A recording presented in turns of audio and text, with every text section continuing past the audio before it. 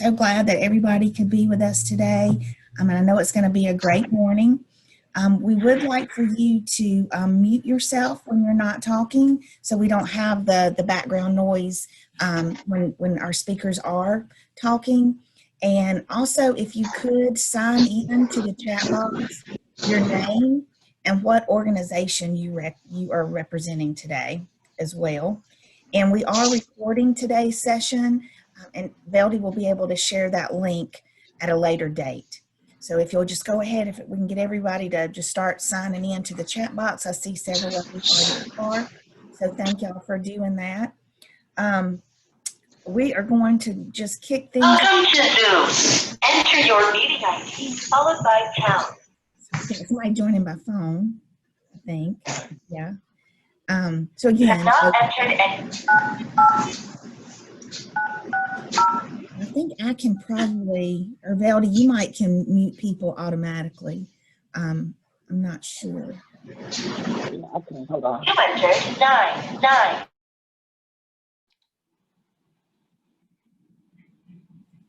Okay, that seemed to work. And then as our speakers begin to talk, just make sure you unmute yourselves as you are going to be presenting today. So again, welcome. We're glad everyone is here today. I'm going to turn it back over to Veldy, and she is going to start us off by giving our 2021, excuse me, annual plan launch. So Veldy, turn it over to you. Okay, thank you so much, Leanne. Now if I can find myself. Can you all hear me? I'm gonna make sure I'm not muted, okay. All right, thank you, Leanne, for again, getting us started this morning. Again, I do wanna welcome everyone to our forum this morning. It's always an exciting time for me to be able to come and share with you updates from Family Connection and launch our FY21 plan, as well as to hear from so many of our key leaders in the community, the state of Morgan County. So this is always one of my favorite times of the year. I'm actually now headed into my 10th year as the Family Connection Coordinator here, and I am so honored to continue to serve such a great community and a great collaborative. As many of you have probably heard me say over the years that as we've been having these forums, when people ask what exactly is Family Connection, I always like to share that we are not an organization, we're not a nonprofit, we're not an entity, and that always is difficult to wrap your mind around. But what we are a delegated authority. Actually, back in April of 2000, the Georgia legislature delegated authority to us as Family Connection to be the catalyst in the community that works to identify needs of families in the community, and then to facilitate partnerships in the community to help address those needs. And so we have been doing that now for the last 20 years here in Morgan County. And again, it is only possible because of your great support. I just want to jump in here and just kind of share with you some highlights and what we've been doing over the past year. And I do want to share with you that we are, our funding, we are a line item in the Georgia state budget. And so we actually last year, we were able to get our budget back up to $50,000 thanks to our legislators and our governor signing us back up to $50,000 last year. This year, we are impacted by the 4% cut that is going across all state organizations, but that's why it's so important that you, our community partners, and collaboration is so important during times like this, because it's because of you we're able to keep our programs, our services, and our initiatives going. So thank you for your service. One other point I'd like to make before I share highlights. The Morgan County Family Connection is just one of 158 collaboratives in the state of Georgia. There is a Family Connection collaborative in every county in the state, but each collaborative looks different because it is strictly based upon the needs of that community. And so here in Morgan County, the way we determine what needs we're going to focus on as a community and as a group, we have an annual strategic plan each year. And this year, that strategic planning meeting was held in January. And I just want to just kind of share with you some of the things that we discussed and what happened at that meeting as we came up with our plan for FY21, just to give you an idea of what we what we do. So back in January, we had community partners to come together, and basically we broke off into groups to look at the data, to look at what we were going to focus on, what was going on in our community, and how we were going to address those needs. And so we broke off into 3 major groups because we have 3 strategies that we work on. We have a children safe and family strong strategy that focuses on keeping children, just what it says, keeping children safe, make sure we have enough resources in the hands of families so that they're strong. We have a strategy where we work on educated and working, where we come together to make sure that we have the partners able that are ensuring that our community is working and educated. And then we also have a youth development strategy, and that youth development strategy works to make sure that we have things in place to make sure our youth are developing so that they can be successful as time moves on. So what we do at that meeting is we look at data. Our community partners bring data, I bring data to the table. And so when you look at this, this is what we call our Birth to 21 profile. And this is provided to us through our state organization, the Georgia Family Connection Partnership. And it is generated through the Anthony Casey Foundation that gathers data for related to children and youth all across the country. But this is specific to Morgan County. And as you will look down here, you will see just a highlight of some of the data. We have health and safety, family and economic well-being, as well as education. The green dot, if you look on the side, the green dot says that we are at least 10%, doing 10% better than the state rate in that particular area. Red dot means we're doing 10% worse than the state. And the yellow means that we are within 10%, either better or worse than the state. And so people can interpret that how they want it, whether they think the state rate is a good rate or whatever, but this just kind of gives you an idea. And so as you look here, you'll see that some areas we are in the red, some areas we are in the yellow, and some areas we are in the green.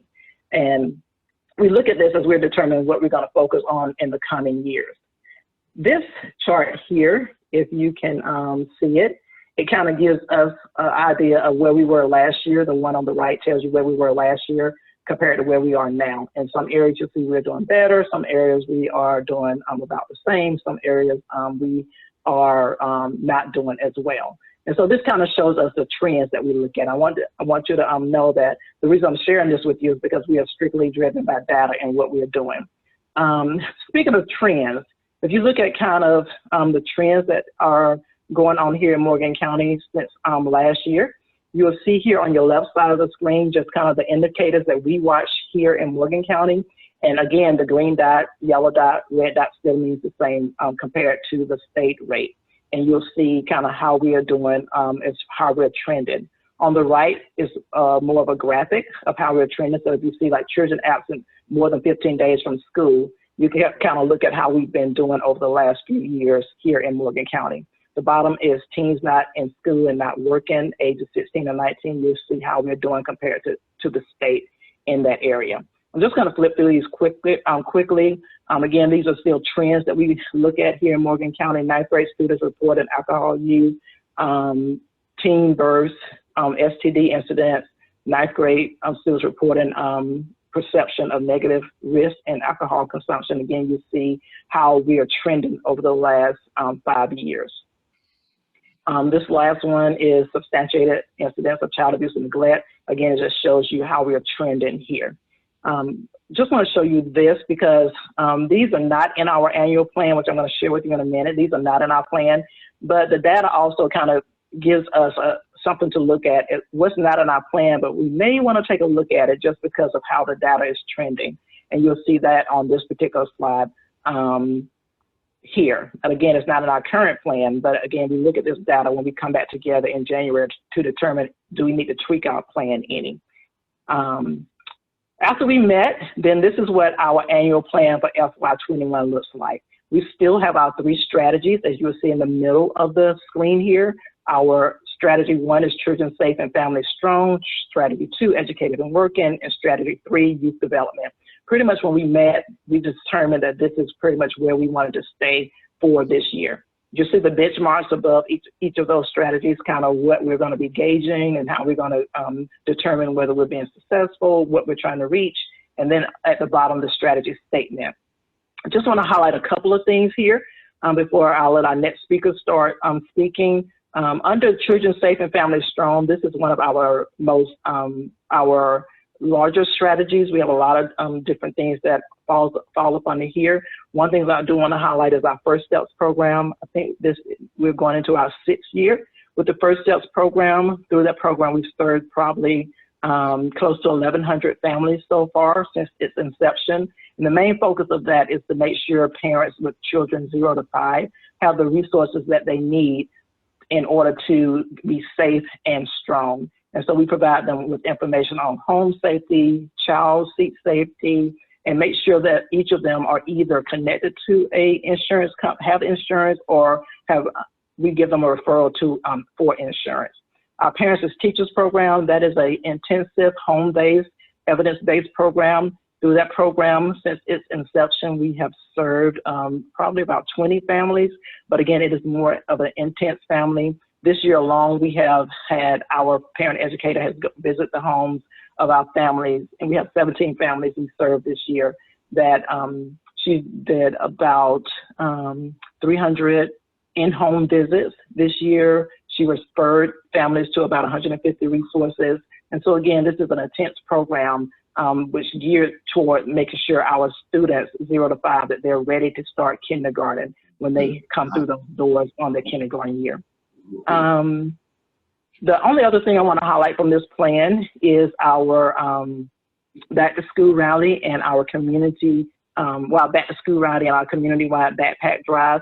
This year, as you know, we had to do things a little bit differently. Usually this is one of the biggest festive events that our collaborative hosts each year, where we have hundreds of families coming in with the band kicking off and all of that. But this year, because of the COVID-19 pandemic, we did decide to only collect the supplies and give them out, let the schools distribute them. But I do want to share with you that we were able to collect, thanks to our partners, AmeriGroup, CareSource, and First Readers of Morgan County, 550 backpacks with hundreds of supplies that were donated from our community partners. And each one of these were distributed to the schools who are distributing them to the students as needed.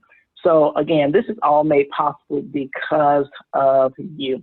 I just wanted to end by saying that as I started off, because we're not an entity or a nonprofit, standalone nonprofit or anything like that, that our collaborative is you. You are the collaborative. You make it possible. And again, for 20 years, you have been making it possible through your sponsorships, through events, through your in-kind donations, through your volunteer hours. You make it possible. And it's only because of you that we're able to continue the work of, one, identifying what needs our community have, looking at the data, looking at the trends, and bringing you to the table to say, how are we going to continue to address what needs to be addressed so all of our children and all of our families are successful. So from the bottom of my heart, I want to say thank you, and we will continue this work together. Thank you. Thank you, Veldy, for your leadership, visioning, and all the work that Family Connections does each and every day. I just want to spend just a couple of brief minutes with you this morning to welcome you, to say good morning, Morgan County and fellow collaborators. Thank you for taking time out of your schedules this morning in order to hear this important update related to the state of affairs in our amazing community. As 2019 was winding down, a half a world away, we began to hear about COVID-19, better known to most as the coronavirus. In February 2020, the first case of COVID-19 was diagnosed in the United States. And on March 2nd, 2020, our great state saw its first confirmed case of the virus. I could not have imagined that in the ensuing 5 months, our new normal would consist of buzzwords like pandemic, flattening the curve, shelter in place, social distancing, and most recently, virtual learning. Much of the state was shuttered, in-person learning halted, restaurants closed, day-to-day activities that many of us take for granted halted. Even our county buildings were no match for the virus as we made the decision to close for in-person business transactions in early April. These times are no doubt truly unprecedented. However, we cannot allow our story to end here. Each day that we wake up, we are afforded the opportunity to exercise the power of free will. That's right, we the people have the ability to work together in order to promote a sense of belonging, happiness, and hope for one another. As this forum continues, I encourage you to pay close attention to each of our panelists today. For each speaker will share a story of hope and strength happening right here in our amazing community. Shortly, you'll be hearing from our County Chairman, Philip, about all the happenings in county government. But I did want to take a moment to highlight the county budget. Our FY20 budget cycle ended on June 30th. Each year, I challenge our amazing team of managers, elected officials, and frontline employees to do everything possible to keep a watchful eye on their spending. I'm pleased to report that the county came in under budget by over $650,000 for FY20.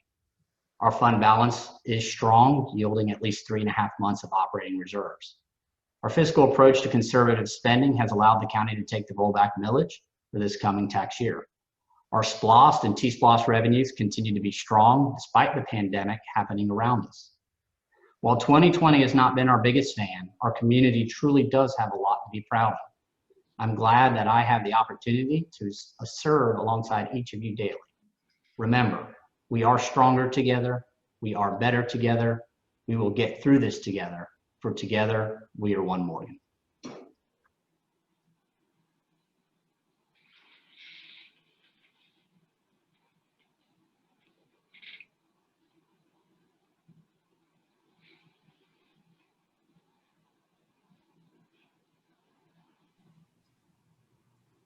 Bob, you need to unmute yourself.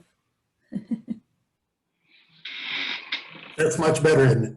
Can you hear me now? Okay. Well, good morning again. Usually I would give you an update of the economic development in our activity in our region, usually, but these are not usual times.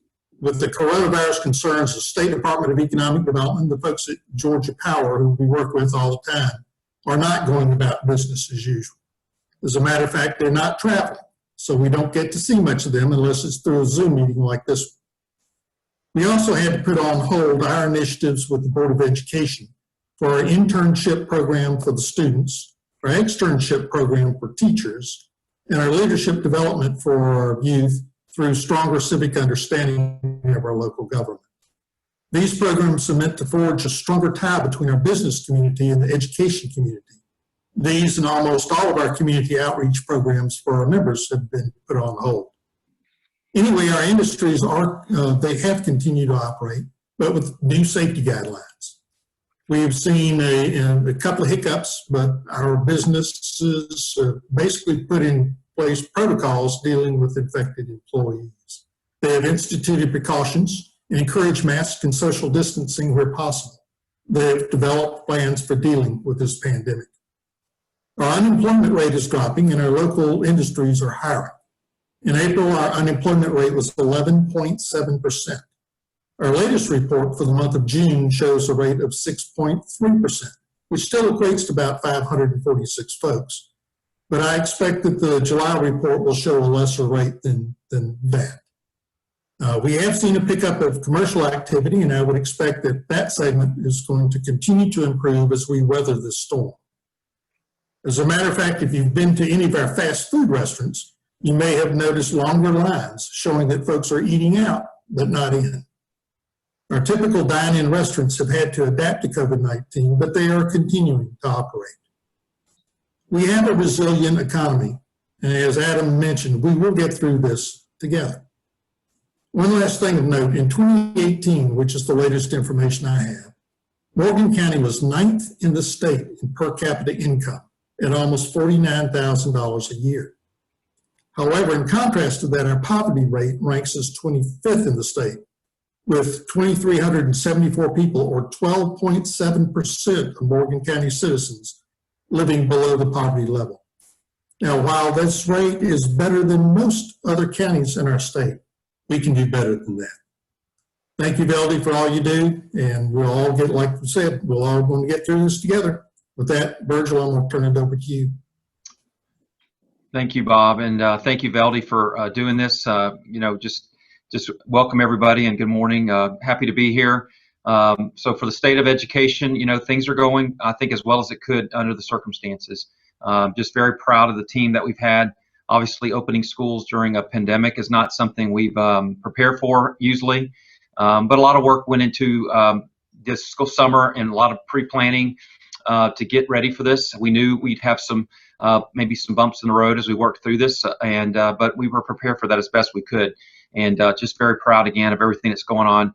That impact, obviously, we're having cases that come into our schools that we're dealing with.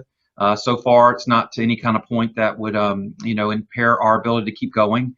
And we're just taking it day by day to and making it the best we can. It's been very encouraging being in our schools and seeing the compliance of our students. They've been awesome. The mask wearing has been phenomenal in our schools. I know that's been kind of a controversial topic for some, but our schools, they understand in many cases we're requiring it when they can't socially distance. And so I'm very proud of them for working hard. One of our principals said, I think last week, she overheard one of her students say, if we can't do it in Morgan County, nobody can. And that makes me very proud. But everybody's pulling together like you'd hope they would.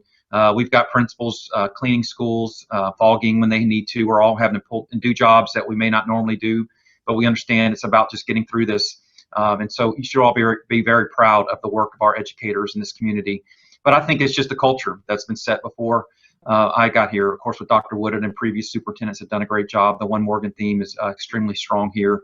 And I think that makes a huge difference. And your support as well from a community standpoint. The PSA that we did a week or two ago was well received. And I think, it's been going, like I said, as good as it could be under the circumstances. We're just kind of, again, taking it day by day. We're working through each issue that comes our way, and just seeing the students, how the response has been, not just from a compliance standpoint, but also just being, I think they're so excited to be there and be with their friends and be back at school. And I think we're making a huge impact in that way. So I'm proud of that. I know other systems have chosen different routes. Every community is a little bit different. I think we're doing what's best for here, for Morgan. And so I'm very proud of that. One thing that we've worked hard to do the last few days or last week or so is I think that's critical for all this is transparency. And so if you haven't looked, we've on our front website right there at the top, we've listed our current cases and situations from a daily update. So we're kind of driving our parents and community or anybody else that wants to know, what's happening in our schools on a daily basis. They can look online and find it right there. We want to be as transparent as possible. I heard somebody yesterday say that the foundation of integrity at any institution really is transparency. And so that's something we're really striving hard to do. And I think during a pandemic, especially, and all that's going on, but any time, frankly, communication is critical, and especially now. And so we're working really hard to make sure everybody understands what's going on in our schools and providing maybe a little bit of a way to look at the data in a different kind of way so that we're as transparent as possible and give it a little bit of context. And I appreciate all the work that's going into that. It's not easy for our principals working through this every day. It's not easy for even the central office. But again, everybody's pulling together, and I'm just very proud of the team, here. But as far as the start of school, obviously in the backdrop of COVID, traffic is always an issue at the beginning of the year. We're opening up our new middle school. We didn't have the chance to really break it in the spring like we normally would, or like we planned to do. But I think all in all, we made some adjustments kind of as we look at it every day and just kind of take an assessment of that. And I've been very pleased with the last few days of what I've seen for the traffic. It's really gone very well. And again, going in the schools and just seeing the learning that's going on already has just been fantastic. So again, a lot of great teachers, a lot of great staff, everybody pulling together. Just very proud of that. And as far as that goes, as far as our budget, I know that as a school system, like every school system in Georgia, we took a huge cut. At the beginning in the spring, the state kind of paused their legislative session because of the pandemic. They picked it up back in June, but that let us all kind of hanging. And it started off where we heard there was going to be a 14% cut. It ended up being 10, which we were grateful for, which is a lot in and of itself. But thankfully, our board has been fantastic through the years of being very fiscally conservative. We have a very good reserve fund, and we were able to make some more cuts. Dr. Woodard really worked through that before I got here. But we really try to protect what was most important, which is what's going on in our classrooms. But 10% is not easy. It's certainly going to hurt us. It's not easy, especially because our expenses in some way are up about cleaning and different areas like that we're trying to support our schools. So, but we're making it work. We were able to actually roll back our millage rate to 14.0 0.68, which is frankly probably one of the lowest that I've seen as far as the school system. And I think we've done that for 13 years in a row. So I think that speaks to a very fiscally responsible and conservative school system that does it the right way. And I'm very proud of that. I think we should be in our county. Of course, we are going out for another East Bloss, which the 5 years, I'm sure it's hard to believe how quickly that goes by. But we are asking that to be renewed during the election in November. Hopefully the things that we're doing will, at least people will give it a consideration and vote at least one way or the other for that, for the East Bloss. But I think when we built the new middle school and the high school, part of that was that we would probably need to East Bloss to pay that off, and we will continue to do that. And again, I think we've shown a lot of fiscal responsibility. So again, we just hope people will consider that as they go forward. Again, I just want to thank our board. We've had you've seen COVID. The PSA kind of spoke to this. Divide a lot of communities, divide a lot of school systems, divide a lot of boards of education and commission areas. But I haven't seen that here. We have a very cohesive board. I'm very thankful for that. I think it makes a huge difference in the foundation of our school system that we're a team at the beginning here as a team at the board. So that makes a big difference, and I'm just very proud of that here. And you should be very proud of your board members for being very supportive. The support we've gotten from the community has been overwhelming. I know people kind of worry about what's going on in the school system, but I'm constantly seeing very positive comments or hearing from others about their support for our school system, and are very appreciative that we're giving it a go right now. And I think we're doing a very good job in that regard. Some interesting, good, positive news that I've heard lately. Our softball team was playing one of the Newton County high schools on Friday. And you may have heard the Newton County shut down all fall sports, regardless of the sport, for the rest of the semester. So they may pick it back up. They didn't know that. But our softball coaches, of course, got wind of that. They were playing at Morgan County. And our softball coaches and some of our coaches at the high school decided to recognize, I think, a couple of the seniors that were at Eastside High School, because it could be their last game. And I thought that was really neat. We got some really nice recognition for that. And again, I think, it speaks to the great team here in the school system. We've gotten a lot of positive comments about our transparency. And some even said we've set the bar as far as being open about that. And again, I think that's very important about what's going on and how that's impacting our school system for our community to know what's going on. So that's the things we're working through. I think you should be very proud of the school system. I'm just here part of a great team. And I'm just very happy to be here and blessed to be here. And we got a lot of people working very hard, and just very appreciative of that. And again, thank you for your support. I think that makes a huge difference of us all pulling together. You've heard the theme, of course, the One Morgan, and we're better together, and certainly makes a huge difference. So I appreciate everything, and I guess the next will be our state of the local governments. But thank you very much.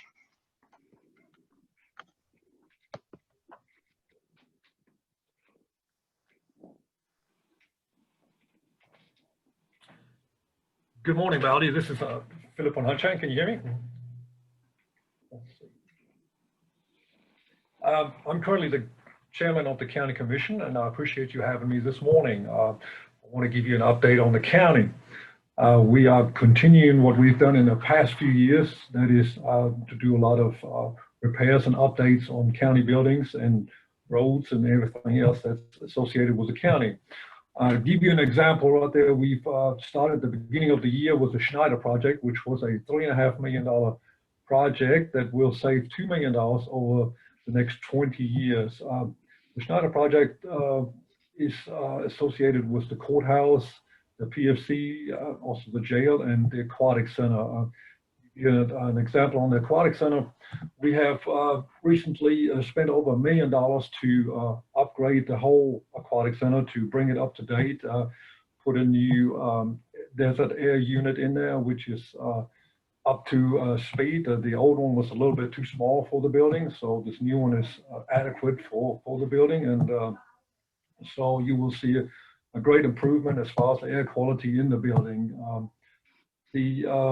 But that's not the only thing. We also upgrading other county buildings. For example, this building I'm in right now, we just recently put a new roof on it because the roof's been leaking for the last 10 years, and we had to put plastic over our materials in here to keep it from getting rained on, and it's being done and it's being fixed, and we're glad to see that. Also, we were very happy to have the T-SPLOST funding passed, and so we are doing good projects with that. We have recently completed the Groton Road I think it's done 83 South went over to Groton. There was about 6 miles of new pavement, and we widened the road 2 feet on each side. It's a heavily trafficked road, so we're glad to complete that project. Part of it was funded by T-SPLOST money, and part of it by LMAG money from the state. We've also recently completed a project together with the school as far as the East Avenue project, which we had some issues with the school traffic, obviously in the morning and in the afternoon when parents came and picked up their children. So we put another lane in it and trying to alleviate some of the traffic problems over on East Avenue. Also had the opportunity to take some spots with T-SPLOST money to buy some tractors and some mowers for the right-of-way. So we'll see much better right-of-ways being cut with new equipment on that. Another thing we did was T-SPLOST, we did a road study. The road study's getting ready to come out, and it will take the politics out of repaving roads.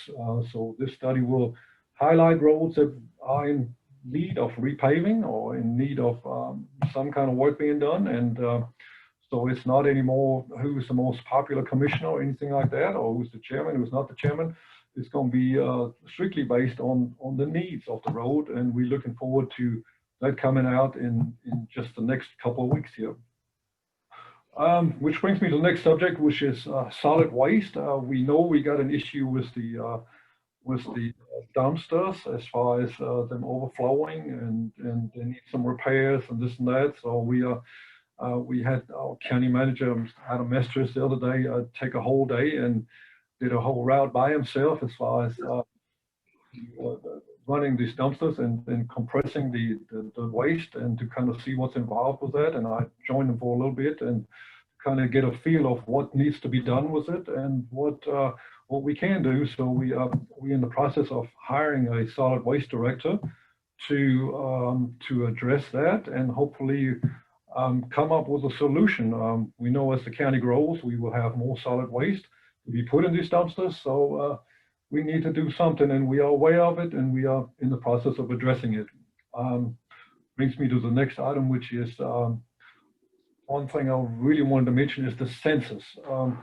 We are currently at 59% of the census being done in this county right there, which has been completed. We really need to try to complete as much as possible on the census because, as y'all know, so much is based on the census and the outcome of the census. So we really need to have a good turnout on it. First, the information came out that we were not going to have somebody going door to door. Apparently that's been changed now. So we will have somebody coming to your door to make sure that you complete your census. Please do so. It's beneficial for all of us. It's a lot of funds available from the federal government, state governments, all based on census and population. So please, if you get a chance, complete your census and turn it in. And Adam's already touched on taxes. Very happy to report that we're holding the line on taxes. We've done well the last few years on taxes.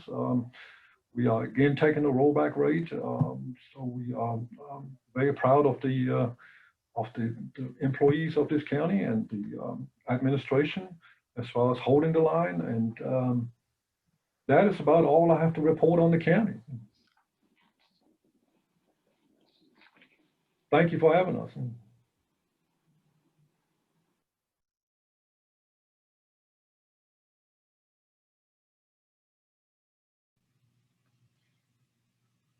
You're muted, Mr. Mayor. You want to unmute yourself.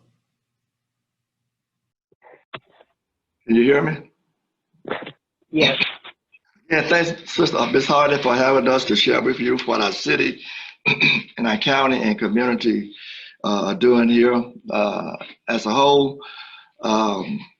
In spite of the COVID-19 pandemic that we continue to face, our city continues to move forward with special projects that we have been working on in the past.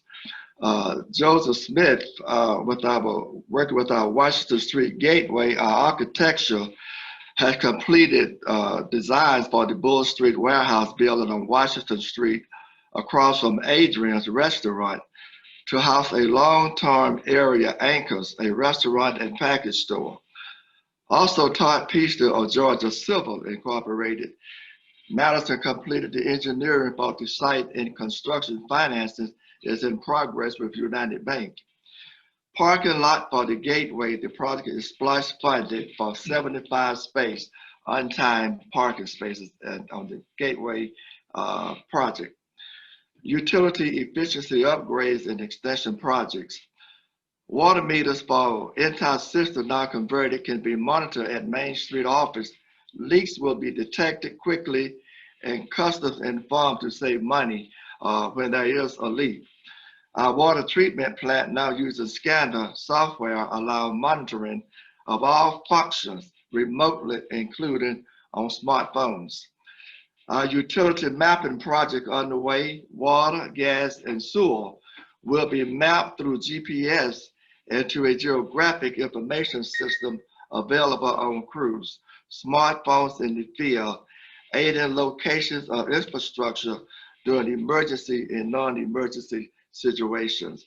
Our housing, as most of you know, Wellbridge, a continuum of care development with 250 plus units and 24/7 care facilities is under construction. Our Parallel Housing Incorporated and WOTA, working with the DDA, has received approved for low-income houses tax credit, home funding for the Canaan Crossing, the highest scoring rural project in Georgia this year. Annexation is pending and construction will begin in late fall for the development of 60 townhouses for workforce housing. Our Madison Initiative Community Housing Team has secured another $306,000 CHIP housing grant to improve modest single-family housing stock and bring these up to code. This addresses another 8 to 10 houses in the target area, leaving less than a dozen of the initial 75 substandard living conditions unit left to bring up the area. Recent zoning modifications have allowed the introduction of more loft housing in downtown Madison, with limited permission for micro units and some ground floor near elevation loft. Downtown expects about 30 of these units to be online in 2021. And our new public facilities, there will be new restrooms at Hill Park. They are being designed to process their design, but at that time the cost was too high. We're trying to get them back on the budget, and these restrooms will be a template for Wellington and Gilbert Park. Rehabilitation of the Smith Cottage next to the public safety building is complete. The building is the new home of the Main Street and planning departments, who will be moved in by September 1st. So Main Street is no longer in our city hall. They are in their own, have their own facility now next to our public safety building. Our quality of life initiative. The first phase of Lambert Park at Main Street and College Drive is complete, including landscape, picnic areas, walking tracks, and public art. A graphic of Morgan County and a sculptural piece to be dedicated late this summer.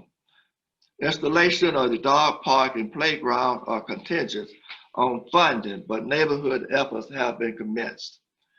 The Martin Tot Light on Whitehouse Street is nearly complete.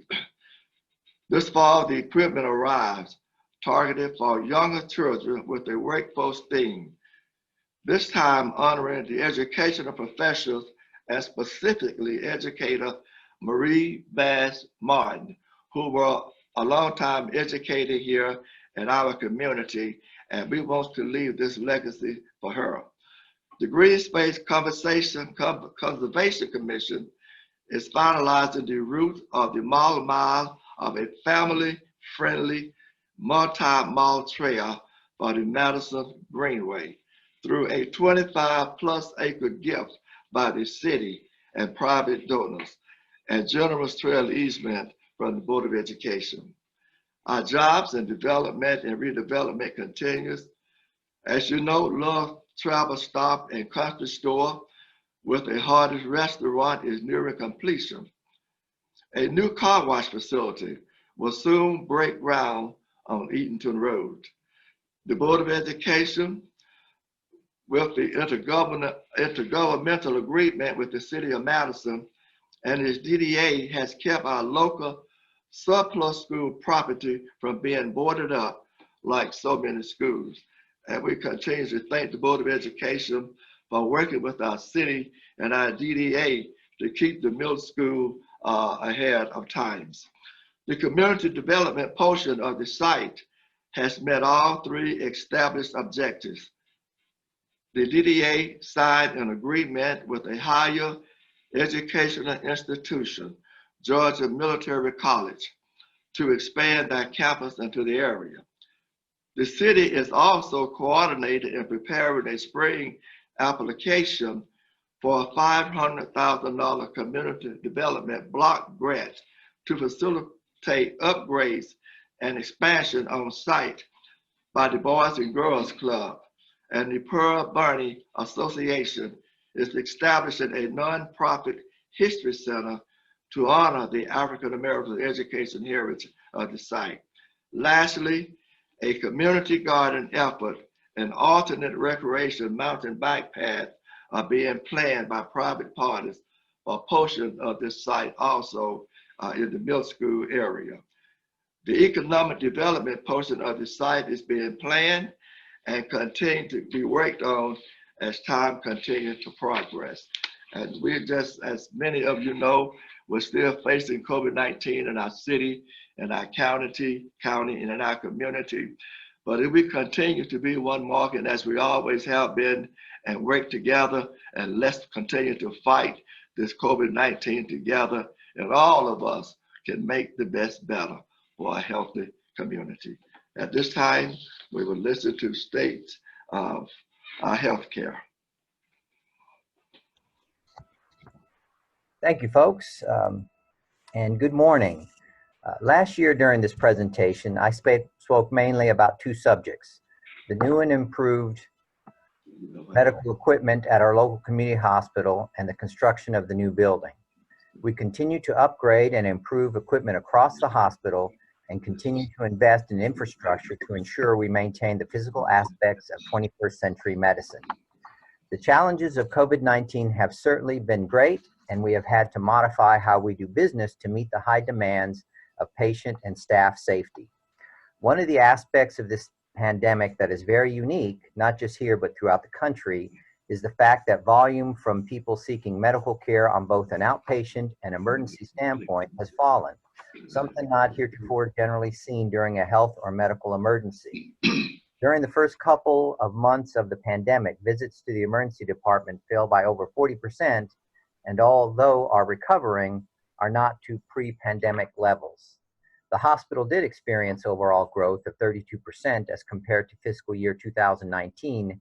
However, we were on track through 8 months of fiscal 2020 to achieve overall growth of about 6% more. As of yesterday morning, we have collected 949 coronavirus samples for testing, and 178 resulted positive. I say collected because just about all of the testing we do regarding the coronavirus are shipped to an outside lab. We are on our 8th lab since March in pursuit of quick turnaround times. Likewise, since March, we have been after our suppliers to stock reagent for the PCR machine that we have so we can test locally and result much quicker. Finally, 5 months later, we received our first shipment of reagent, and it was a limited quantity and will remain so for the foreseeable future. As such, we are restricting PCR to the inpatient setting and critical staffing at the hospital, the county, and the city of Madison. Our hope is that the supply increases in order to make it available more broadly. We formed a coronavirus task force in February of this year, and the following month we stood up the Hospital Emergency Incident Command System and commenced the Emergency Operations Plan. This provided us flexibility in meeting the needs of the pandemic. We closed the hospital to visitors and prioritized pandemic-related resources such as drugs, PPE, and equipment. We also utilized the Federal Payroll Protection Program, and we were the recipient of funds through the CARES Act. Since the last iteration of this gathering, Morgan Medical Center earned gold status through the Georgia Department of Public Health's Georgia Honor Roll for antibiotic stewardship. This status is significant because it displays our commitment to excellence in antibiotic therapy and evidence-based medicine, which in turn promotes optimal patient outcomes.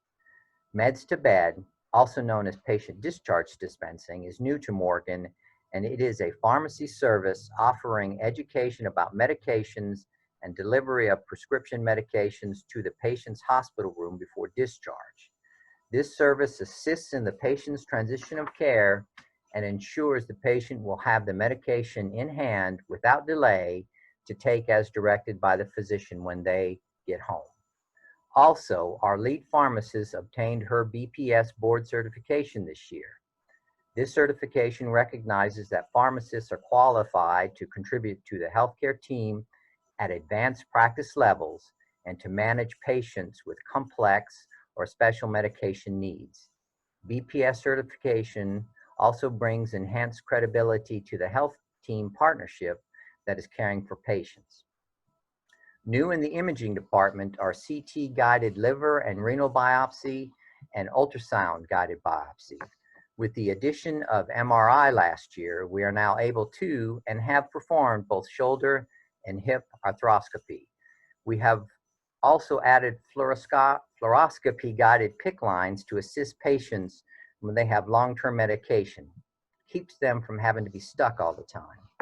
Also new is vacuum-assisted breast biopsy. This collects bigger tissue samples and allows a more definitive pathology report.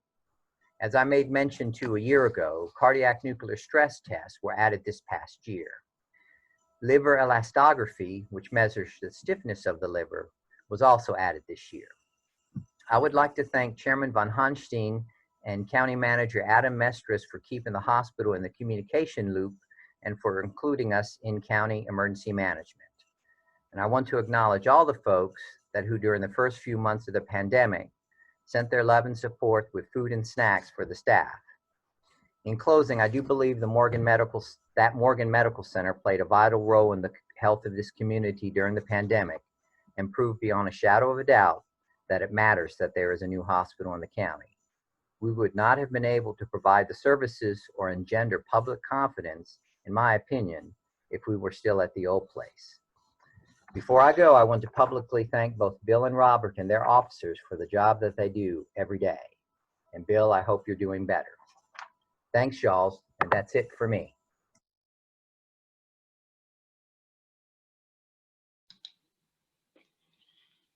Good morning. I'm not Mayor Fred Pearman, but I realized this morning I do not have a camera on my computer, so he was kind enough to let me join with him and borrow his computer so I could be on this Zoom meeting. And thank you. I appreciate the well wishes as far as my sickness is gone. Many of y'all know that I have suffered from COVID-19 myself, so I can tell you that it's not a political thing that's going on. It's real. I had 3 weeks of misery at home. I did not have to go to the hospital. However, I had a high fever for a little over a week, bad headaches, and my symptoms were very uncomfortable, and I did get a little bit nervous. So I can tell you I take this very seriously, and I hope everyone in our community will do the same thing, because it is a serious thing.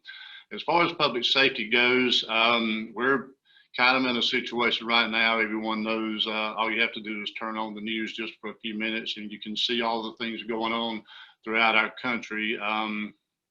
As far as law enforcement goes, it's not a particularly desirable career that people are entering right now. And since all these things are going on throughout our country, I've had 3 officers to leave us, and we are very short-handed right now. We do have 1 in the academy right now that's being trained to come work for us, and we are still accepting applications for anyone who may be interested in joining the Madison Police Department. I can assure the community, even though we're short-handed, we will be here to answer calls. We're not going to let the community suffer. Our guys and girls are very capable and willing to come out and work overtime, so our shifts are covered. So the city is taken care of as far as that goes. And I have also reached out to Sheriff Markley to let him know that we are shorthanded, and if we need anything from the Sheriff's Department, he has always been very willing to assist us and help us in any way, and we're also grateful for that. I have, as far as the, trying to recruit and retain police officers, I have presented David Nunn, our city manager, with a proposal to look at the pay scale for police officers that are here, and also to try to come up with a plan that may try to recruit people who have experience in other law enforcement agencies. And he is very gracious to have looked at my proposal, and I know that he has presented that to the city council, and I'm confident that David Nunn, the mayor, and our city council members will look very closely at this, look at the need for good qualified police officers to be here in Madison, Georgia, so we can provide the best service that we possibly can for the community here. And I'm sure that we'll be talking soon about this proposal and hopefully retain and recruit good qualified police officers. In the past, we have had a few protests in Madison. Most of y'all probably are aware of that, but if you look throughout the community, the country, all the problems that they're having with the rioting and looting and things like that, I'm happy to say that our community has not done any of this. The people who wanted to have a march or a prayer vigil have come to us and to the city and followed the proper protocol as far as applying for permits and working with us to make sure everything is safe. And I'm happy to say that everyone was very cordial, and all of our marches and prayer vigils were very peaceful, and I'm grateful for that and grateful for the community we have. Everything else in our department is going very well. I'm happy to say that this is a wonderful place to work, and the city has been gracious to the police department. And with that, I will sign off and now turn it over to Sheriff Robert Mark. Good morning. Just wanted to tell everybody thank you very much. Thank you for having this meeting this morning so that we could talk to everybody and kind of let everybody know where things stand. But I also wanted to express a particular thank you to the citizens of Morgan County for the support that they've shown our officers over the past several months. Not only dealing with the COVID, but also dealing with some of the unrest that's going on about the rest of the country. The chief just spoke about it just a little bit about the march that we had here in town, and actually a couple of marches that we had in town and prayer vigil. And it's interesting because through social media and everything else, we heard several comments from different citizens saying how they were going to hold us responsible if something happened and the marches got out of hand or whatever else. But I got to tell you, and everywhere I go, that the people that were involved in those marches were as kind to us as anybody could be. There was never a negative word said about law enforcement, never a negative word said about what goes on here locally, and I appreciate that. And that just kind of makes me feel like we're doing the right things here and we're putting our citizens first and everything else. So it is difficult to hire people. We are down one jail position as of this Friday that we're still seeking applicants for. I think that's just the world that we're in right now, and I think it's going to be difficult like this for quite some time. We are trying to market towards some of the metro areas that maybe the officers don't feel the support from their citizenry as we do, our citizens show us down here. So we are trying to get some of the people from those areas to come out here to where they can be appreciated. I will tell you that we have experienced some COVID cases within the sheriff's office. It started out with we did have some positive tests inside the jail, but with no symptoms of inmates. We had 4 cases that were positive, but no symptoms at all. That was followed up by, now we've had a total of 5 officers or employees at the Sheriff's Office since February that have had experienced the COVID-19 virus. We have one that's actively dealing with it as we speak right now, that's out of work. The others have returned to work and are doing very well.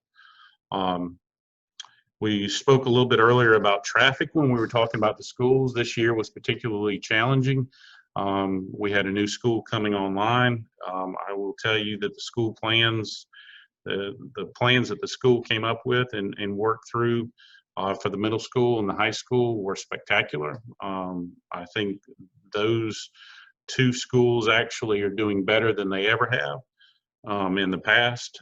I think our elementary school, with the new driveway that they put around back to extend the car rider line a little bit further, has helped, and the turn lane that the county and the school joined together on has been a great help.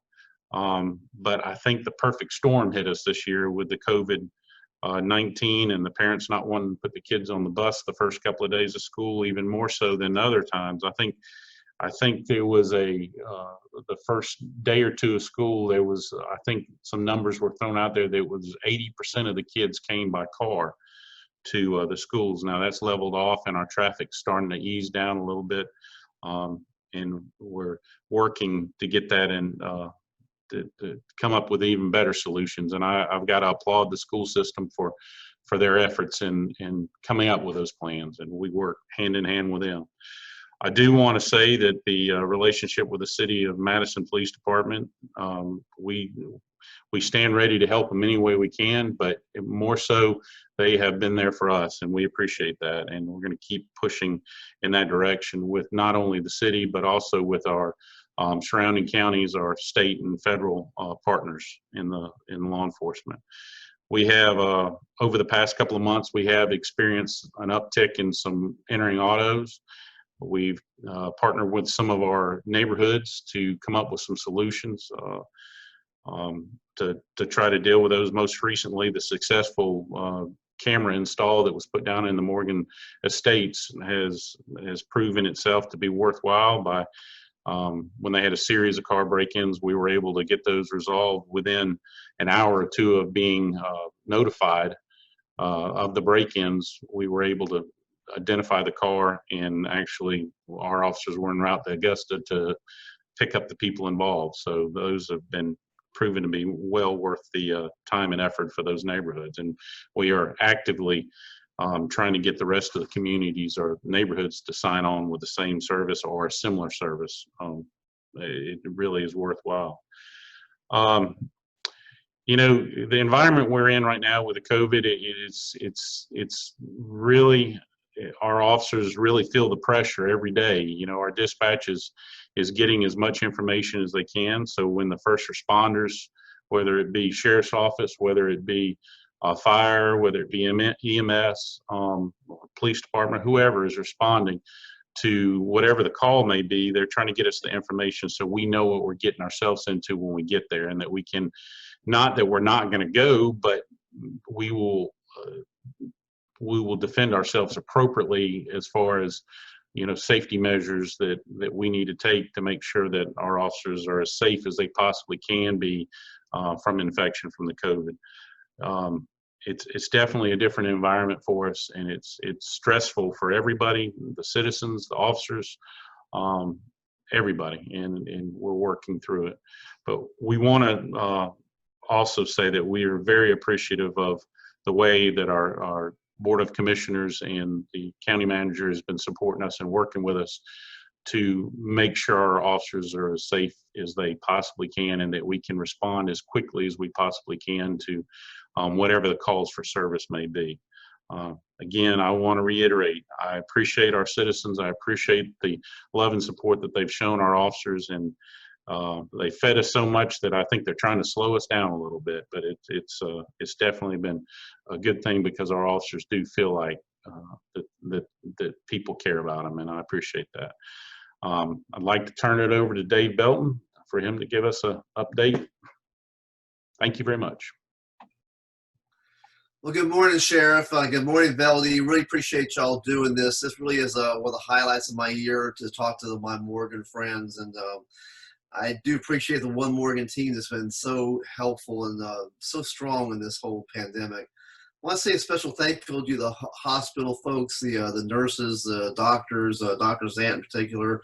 I'm really glad we have a new hospital. I want to thank Ellen Warren and Terry Evans. They took some hard decisions, but we are really reaping the fruit of their labors. And with that new hospital, I'm very, very pleased about that. I want to thank the teachers. Dr. Cole, I think, has said an extremely great tone about getting back to schools. A lot of people are not going back to schools, but I'm glad that he did a poll that almost all parents wanted to go back to schools, and we're doing that. And I want to thank the teachers. And I know there's going to be some hiccups, but I think overall it's important that kids are back in school, if nothing else, for their own mental and psychological well-being. Y'all want to know about the session? Of course, we had a weird session because of the COVID virus. It was a strange session. It was a very difficult session. We had a lot of difficult choices to make. We had to cut the budget. The good news is we thought we had to cut the budget by about 14%. Instead, we cut the budget only about 10%. So nobody was fired on a state level. There's a lot of folks we didn't replace, but there's no one was fired, or no teachers are being furloughed on state level. So we're very happy that the numbers came in much better than we thought, what we expected them to. We passed some really good legislation. The hate crime bill, I was proud to vote for that. There's a lot of folks said that was not going to happen, but it did happen. And so I'm glad we were able to get that accomplished. We did an important human trafficking bill. As you know, Georgia, unfortunately, Atlanta is one of the worst places in the world for human trafficking. So we're trying to address that in, I think, a very aggressive way.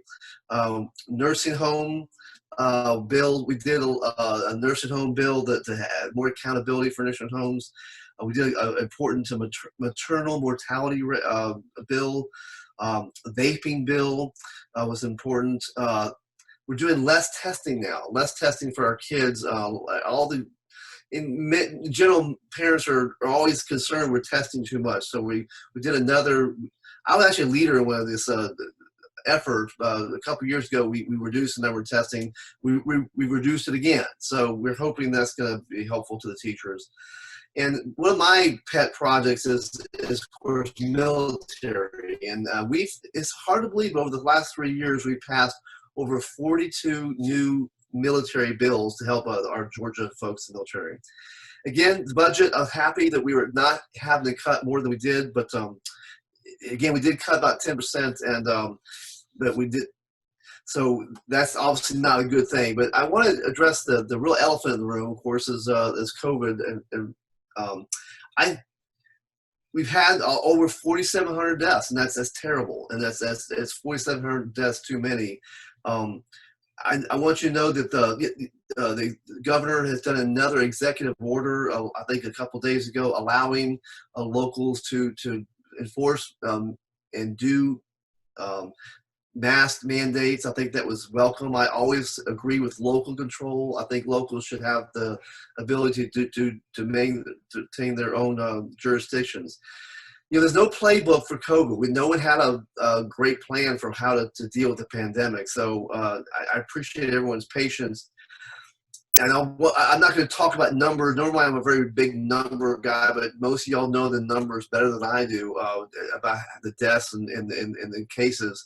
The good thing is last couple weeks, we've had a reduction in hospitalizations in Georgia, about 7% last week or so. The positivity rate is decreased from 12 to about 9% last week or two. The cases are going down the last 2 weeks by about 22%. And I know Georgia is not on some of the good lists, but one good list we're on is that we have the 6th lowest transmission rate in the nation right now. So I think we're hopefully getting past this area we're in right now. The COVID, it's hard to imagine how many jobs we lost. Initially, we lost a third of all Georgians had lost their jobs because of COVID virus, because of the shutdown.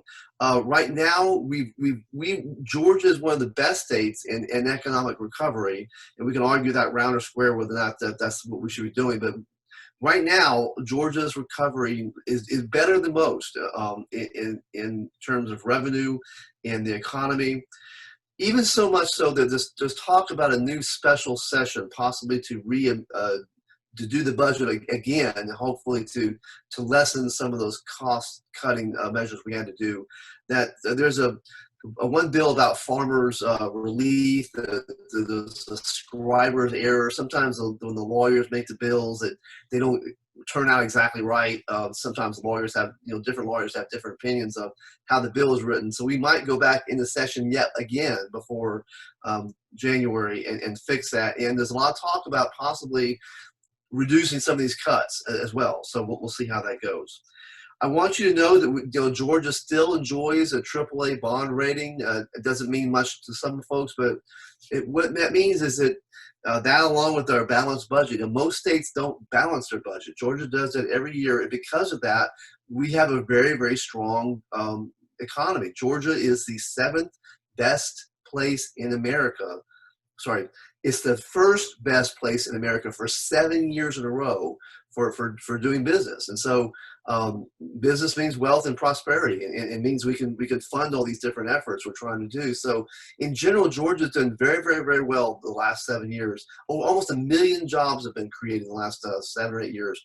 So those are good things, but of course we're still battling with this virus.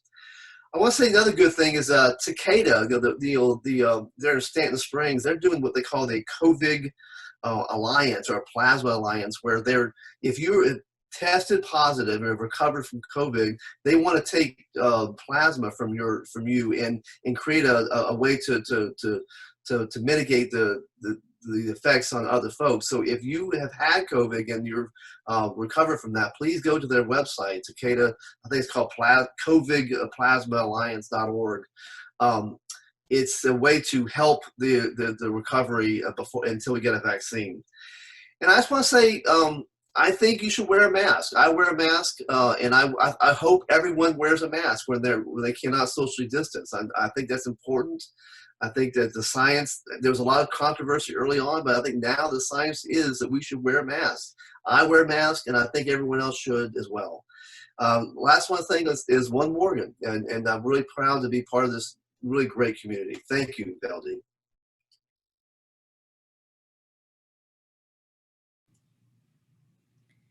Well, thank you all for taking time out of your day today to update us in your particular area.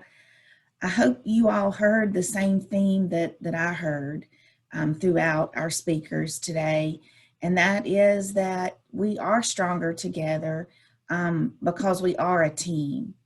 So, as a city, as a county, as a community, we definitely have that support from each other and from just the citizens in Morgan County to be the best that we can be. Veldy started us off with, we are driven by data, so data does drive our vision, but our mission of Family Connection here in Morgan County really does drive our community outreach efforts, and it wouldn't be possible without you all and your support that you have for us. So we appreciate that. I know, Adam really kicked us off with making sure that, the understanding that it does take all of us to make our community stronger and that we are better together. Bob led us into our industry is strong too, and that is something that is really something to be proud of. And it's very resilient, and I think that speaks volumes, especially during the time that we're in now. And then, moving into our state of education, we really have that team approach there, and it's very encouraging to see that everyone is doing their part to make our the best it can be at the schools for our students. And then, of course, for our local governments, it really is about taking care of not only buildings and roads, but also our people. And I think that's really important as well. Fabulous to have the hospital that we have here in Morgan County. And we really appreciate our law enforcement and all that they're doing to keep us safe and strong as well. And then thank you, Dave, for representing us so well up in Atlanta, throughout the state. We really appreciate that. So again, I just love being a part of this community, and I appreciate everyone's efforts to make us that strong one Morgan. So Veldy, I'll ask just kind of check in with you to see if you have anything, or if we want to open it up for questions.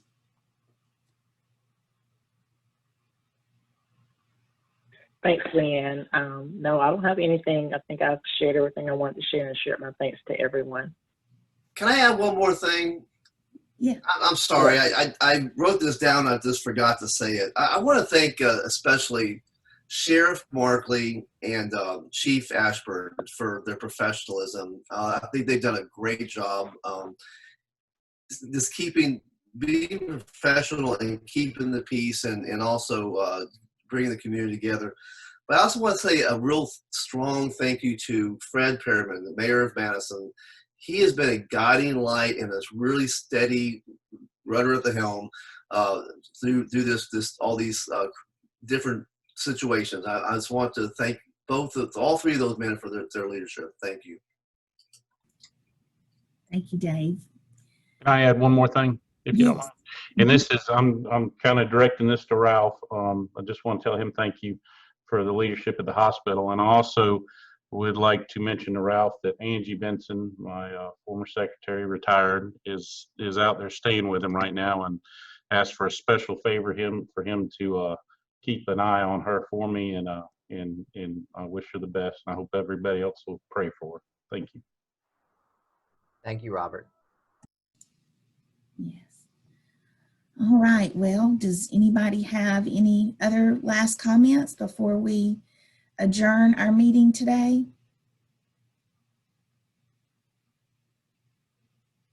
Well, be sure if you didn't sign into the chat box, that you put your name and what organization you're representing today. So Veldy has a record of that.